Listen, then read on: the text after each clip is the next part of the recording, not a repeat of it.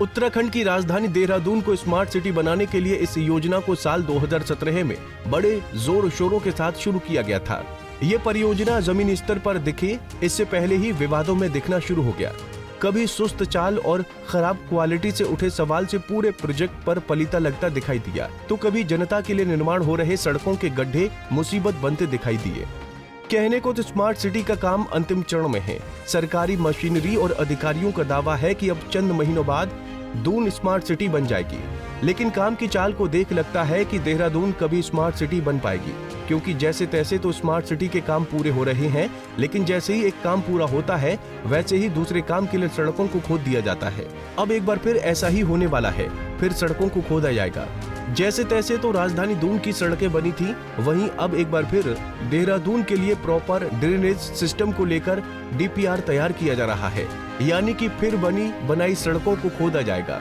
अभी drainage system के लिए DPR बनने में कितना समय लगेगा कहा नहीं जा सकता, लेकिन एक बात तो साफ है कि दून को अभी स्मार्ट सिटी बनने में सालों लगेंगे। ड्रेनेज सिस्टम देहरादून शहर की मांग है और इसका बनना भी जरूरी है, क्योंकि बारिश में राजधानी पानी पानी हो जाती है, यानी पूरे शहर में पानी भर जाता है।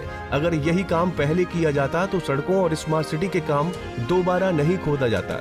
ड्रेनेज सिस्टम का DPR तैयार होने में कितना समय लगेगा इसकी कोई जानकारी नहीं है, लेकिन ये जरूर बताया जा रहा है कि जल्द ही केंद्र सरकार से इसके लिए धनराशि भी जारी हो सकती है।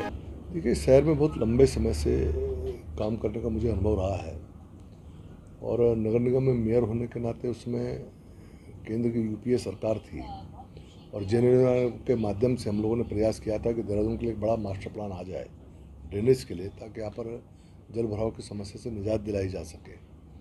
और जल निगम से वो प्रस्ताव बना भी था, वो प्रोजेक्ट मेरे सामने आया था।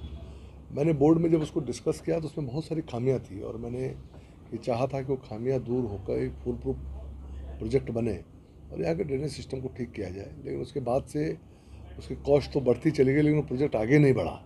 लेकिन मुझे इस बात की बड़ी खुशी है, क्योंकि ये विषय मैंने शासन में भी लिया था बैठक में, और आज इस पर ड्रेनेज प्लान बन रहा है। ये आपकी जानकारी के लिए मैं बता दूँ, और काफ़ी बड़ा कम से कम 2000 करोड़ का प्लान इस समय हमारा गतिमान है, जिस पर काम चल रहा है। अलग अलग जोनिंग इसकी हो गई है।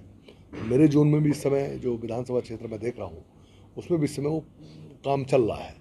तो इसका जो प्राइमरी जो DPR फॉर्मेशन का जो काम है उस पर इस समय काम हो रहा है, और आप देखेंगे कि आने वाले समय में देहरादून के लिए एक बड़ा मास्टर प्लान लेकर आ रहे हैं और कम से कम 2000 करोड़ का ये मास्टर प्लान आने जा रहा है।